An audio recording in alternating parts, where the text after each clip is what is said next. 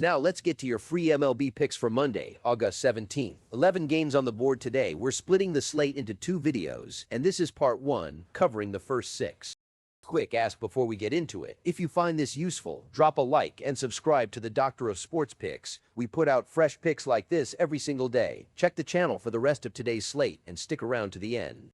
The number we're most excited about today comes out of Cincinnati, where the Reds are getting a plus money price at home against the Cardinals in the early game, and the model is grading that out to a 6.7% edge, the strongest number anywhere on this half of the slate, with a win probability of 56% behind a price of plus 105. When a home team is getting plus money and the model still likes them at better than a coin flip, that's exactly the kind of spot this show was built to find, and the home field baseline is doing real work in that number. We've also got Detroit taking a very playable minus 110 on the road against Pittsburgh with a 6.2% edge of its own, and over in Queens, the Mets are leaning on their starter to back a shorter price against San Diego.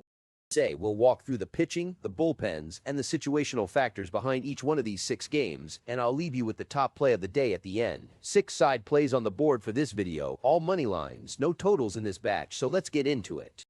We start with the Cardinals heading to Cincinnati for an afternoon get-together. First pitch at 1:40 p.m. Eastern, and this is the top number of the entire video. The model has the Reds' money line at plus 105 graded out to a 6.7% edge with a win probability of 56%. It's the widest gap between what the market is pricing and what the model thinks is actually happening anywhere in this 6-game batch, and it's worth sitting with why a home team getting plus money is such an attractive shape in the first place. Sportsbooks don't hand out plus money prices on home teams unless the market has genuinely split on who the better side is today, and when that split exists, the model's job is to figure out which side of that split it agrees with. Here, it's landing pretty clearly on Cincinnati, and the baseline advantage of simply playing at home is baked directly into that 56% number. Home field edge isn't just a crowd noise story, it shows up in the model's numbers as a repeatable, measurable tilt across the sport. And when you stack that on top of a matchup where the market is already offering plus money, you get the 6.7% edge we're looking at here.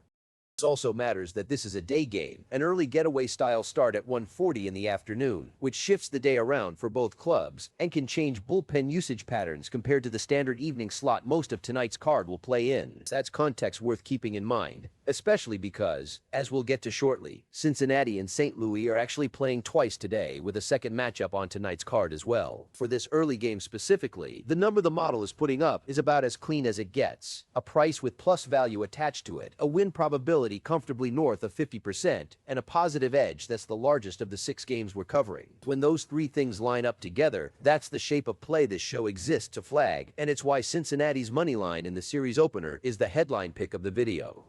Think about what plus 105 actually means for a moment. At that price, you only need to win a little better than 49% of the time to break even long run, and the model is putting Cincinnati's actual chances nearly 7 points above that number. That's the definition of a gap worth paying attention to, and it's why this is the game we're leading the whole video with instead of burying it somewhere in the middle of the slate. We don't get a number like 6.7% very often, and when we do, it's worth explaining exactly what's behind it rather than just flashing the price and moving on. In its case, it comes down to a fairly simple read. The market priced Cincinnati as a true toss-up or worse by offering plus money on the home side, and the model's read on the home field baseline alone was enough to push its own number meaningfully past what the market settled on.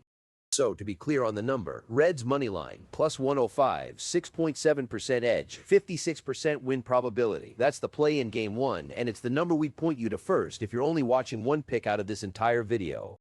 Moving to an evening matchup down in Florida, Baltimore visits Tampa Bay with first pitch at 6:05 p.m. Eastern, and this one is a much thinner look than what we just covered. This model has the Orioles' money line at a hefty plus 147, but the edge here comes in at just 1%, with a win probability of 41%. I want to be straightforward with you on this one. A 1% edge is a thin number. Still a number the model landed on the positive side of, which is why it's on the board today. But this is not a game we're leaning on with any real conviction, and it shouldn't be treated the same way as that 6.7% Cincinnati number we just walked through.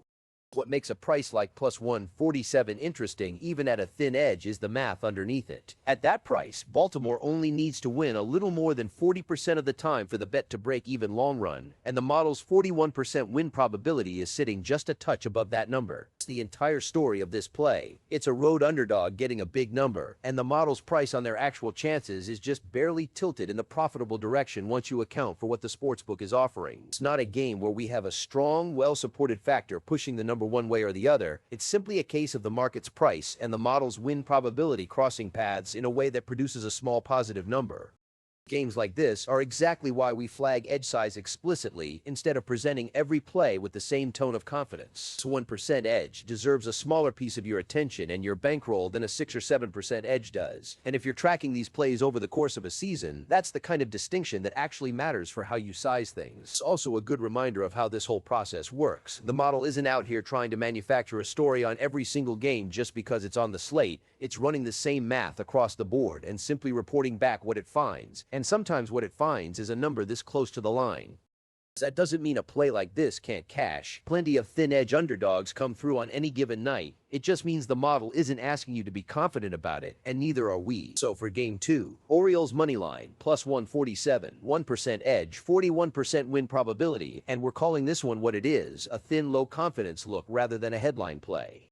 Game 3 tonight sends Miami into Philadelphia. First pitch at 6:40 p.m. Eastern. And this is another long shot price with a very small edge attached to it. The Marlins moneyline sits way out at plus 227, and the model's edge on that number is just 0.3%, with a win probability of 31%. That is about as thin as the numbers get on this slate, and I want to name that clearly before we go any further. This is a long shot flyer, not a confident lean, and it should be treated accordingly. One factor actually supporting this number is bullpen availability, and it's a real but modest gap. Miami's bullpen is running at 4.24 runs allowed per game compared to Philadelphia's 4.39. That's a small edge in relief pitching quality, not a dramatic one. And it's the kind of factor that can matter on the margins in a game where the favorite is heavily favored across the board. At plus 227, Miami doesn't need to be the better team. They just need their bullpen to hold up its end on a night when the Phillies are expected to do most of the winning, and a modest relief pitching advantage is a reasonable, if thin, piece of support for that. It's worth being honest about what 0.3% actually represents here. That's razor thin, and in a lot of cases a number that small would barely clear the bar to even show up on the board. It clears it today, but barely, and we're not going to dress it up as more than it is. It's a real difference between a game like this one and the Cincinnati number we opened with. Both are technically positive edges, but one of them is backed by a clean, well-supported factor and a healthy margin, and this one is scraping by on a modest bullpen gap and a long price. Both belong on the board, but they don't belong in the same tier of confidence. And that's the distinction we want you walking away with. If you're following along and deciding where to put your attention tonight, this is a game you can watch for entertainment more than one you should be leaning on with size. Sum up Game 3. Marlins moneyline, plus 227, 0.3% edge, 31% win probability, backed by a modest bullpen availability edge and nothing more than that. Now we're back to Cincinnati and St. Louis for the nightcap of what looks like a day-night doubleheader between these two clubs, with the second game starting at 6:40 p.m. Eastern. This is a genuinely different number than the one we saw in the early game, and I want to flag that difference directly. Reds' moneyline here is priced at plus 111, but the model's edge on this particular game comes back negative, at roughly negative 0.4%, with a win probability of 47%. Negative edge means the model isn't actually finding value on this side at this price. It's telling you the market's number and its own number are close enough that there isn't a real profitable gap to lean on, and if anything, the math tilts very slightly away from the play rather than toward it. We're walking through it here because it's part of today's slate, and because the contrast with the early game is worth understanding. Same two teams, same ballpark, and a meaningfully different number just a few hours apart. It's not unusual in a doubleheader. Bullpens get reshuffled, a different starter takes the mound, and the day's first game can change who's available and how fresh they are by the time the second game starts, all of which can shift the model's read on a matchup even when the two teams involved haven't changed at all.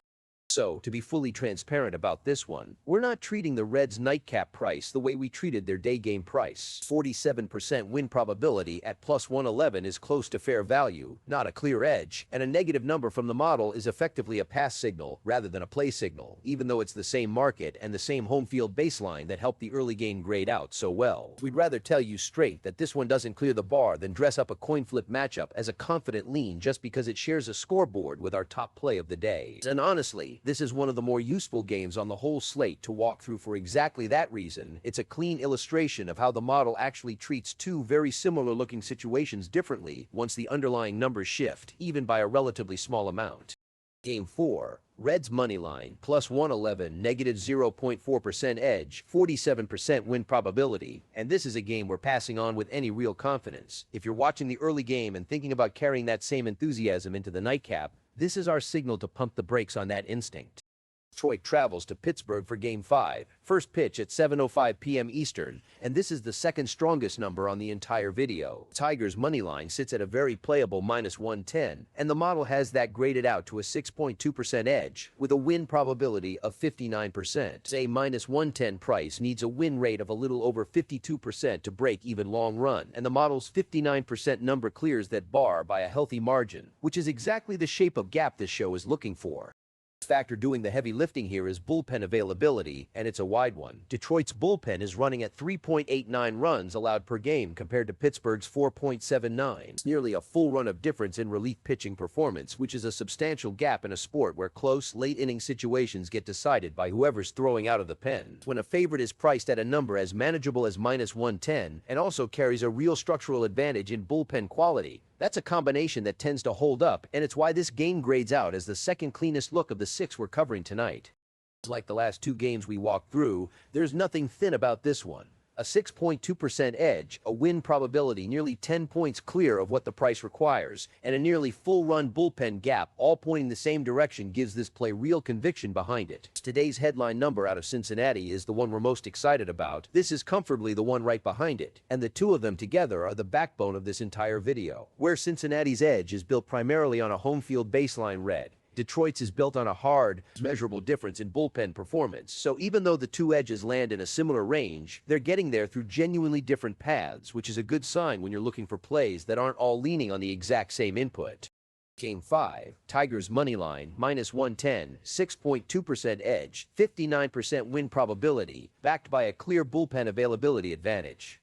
We close out video 1 with San Diego at New York, first pitch at 7:10 p.m. Eastern, and this is a game where the pitching matchup is doing most of the talking. The Mets' money line is priced at -120, and the model has that at a 5.3% edge with a win probability of 60%. It's -120, you need to win a little under 55% of the time to break even, and the model's 60% read clears that with room to spare.